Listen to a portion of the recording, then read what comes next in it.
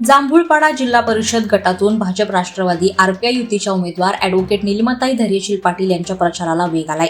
40 वर्षांपासून पाटील कुटुंबाचं सुधागडशी घट्ट नातं असल्याचं सांगत त्यांनी आयात उमेदवार असल्याच्या टीकेला प्रत्युत्तर दिलंय। विकास हाच मुख्य मुद्दा असून राज्य आणि केंद्रातील भाजप सरकारमुळे सुधागडच्या विकासाला चालना मिळाल्याचं त्यांनी सांगितलं। होम टू होम प्रचारातून त्यांना मतदारांचा चांगला प्रतिसाद मिळत असून निवडणूक अत्यंत चुरशीची होत असल्याचं चित्र आहे। कोपरखैरणे पोलीस ठाण्याच्या हद्दीत हरवलेले आणि चोरीस गेलेले 100हून अधिक मोबाईल पोलिसांनी मूळ मालकांना परत दिलेत। CIER पोर्टलवर प्राप्त तक्रारींच्या आधारे तांत्रिक तपास करून हे मोबाईल विविध ठिकाणांहून हस्तगत करण्यात आले। गेल्या 3 महिन्यात ही कारवाई करण्यात आली असून नागरिकांचं मोठं आर्थिक नुकसान टळलंय। मोबाईल परत मिळाल्याने नागरिकांनी कोपरखैरणे पोलिसांचे आभार मानलेत। पोलिसांच्या तांत्रिक कौशल्याचं यावेळी कौतुक करण्यात येतंय। रायगड जिल्हा परिषद आणि पंचायत समिती निवडणुकीच्या पार्श्वभूमीवर पेण तालुक्यातील जिते गटात महाविकास आघाडीच्या प्रचाराला जोर आलाय। जिते गटाच्या जिल्हा परिषद उमेदवार अरुणा पवार आणि पंचायत समिती कणाचे उमेदवार महेंद्र गरत यांच्या प्रचारार्थ जाहीर सभा घेण्यात आली।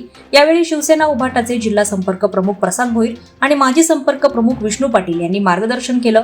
स्थानिक नेतृत्वाला जनता पसंती देईल, बाहेरच्या उमेदवारांना नाकारलं जाईल असा विश्वास यावेळी व्यक्त करण्यात आला। उरण तालुक्यात जिल्हा परिषद आणि पंचायत समिती निवडणुकीसाठी महाविकास आघाडीचा प्रचार जोरात सुरू आहे। नवघर जिल्हा परिषद उमेदवार प्रेरणा कुणाल पाटील, भेंडकळ पंचायत समिती उमेदवार दीपक भोईर आणि नवघर गणातील परेश ठाकूर यांनी आक्रमक प्रचार केलाय।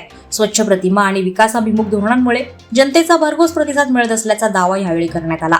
रस्त्यावर उतरून केलेल्या प्रचारामुळे विरोधकांवर दबाव वाढला असून मतदारसंघात सत्ता परिवर्तनाची लाट असल्याचं वातावरण दिसून येतंय। सह्याद्रीच्या कुशीत असलेल्या चावणी येथील उंबरखिंडीत 365वा विजय दिन सोहळा मोठ्या उत्साहात पार पडला। सकाळी मान्यवरांच्या हस्ते विजय स्तंभाचं पूजन आणि श्रीफळ फोडून कार्यक्रमाची सुरुवात करण्यात आली। यावेळी शिवशाहीर वैभव घरत यांचे पोवाडे, शिवव्याख्याते विनय दाभाडे यांचं व्याख्यान तसेच विद्यार्थ्यांचे सांस्कृतिक कार्यक्रम झाले।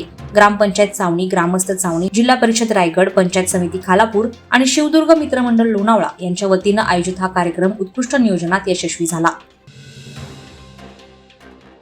सरनोबत नेताजी पालकर यांच्या जन्मगावी चौक येथे समरभूमी रणसंग्रामाचा 365वा विजय दिवस उत्साहात साजरा करण्यात आला।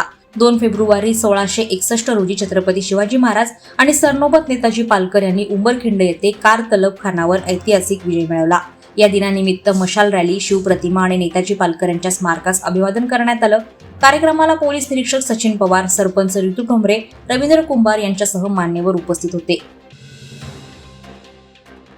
माणगाव लोणेरे पंचायत समिती गणासाठी अपक्ष उमेदवार सीताराम उभारे यांनी प्रचाराचा जोर वाढवलाय। कपाट या निशाणीवर निवडणूक लढवत असलेल्या उभारे यांनी देव सोनभैरव मंदिरात श्रीफळ अर्पण करून प्रचाराचा शुभारंभ केला। लोणेरे परिसरात अनेक वर्षांपासून विकास खुंटल्याचा आरोप त्यांनी केलाय। डॉक्टर बाबासाहेब आंबेडकर तंत्रशास्त्र विद्यापीठ परिसरातील प्रश्न सोडवण्यासाठी प्रामाणिक प्रयत्न करणार असल्याचे त्यांनी सांगितलं। कुणबी समाजाचा मोठा पाठिंबा मिळाल्यानं परिवर्तन निश्चित असल्याचा विश्वास त्यांनी यावेळी व्यक्त केला। वादळवारा लाईव्हसाठी न्यूज ब्युरो, रायगड। नवी मुंबई व रायगड जिल्ह्यातील ताज्या बातम्या आणि घडामोडींसाठी सबस्क्राईब करा वादळवारा लाईव्ह चॅनल आणि दाबा बेल आयकॉन।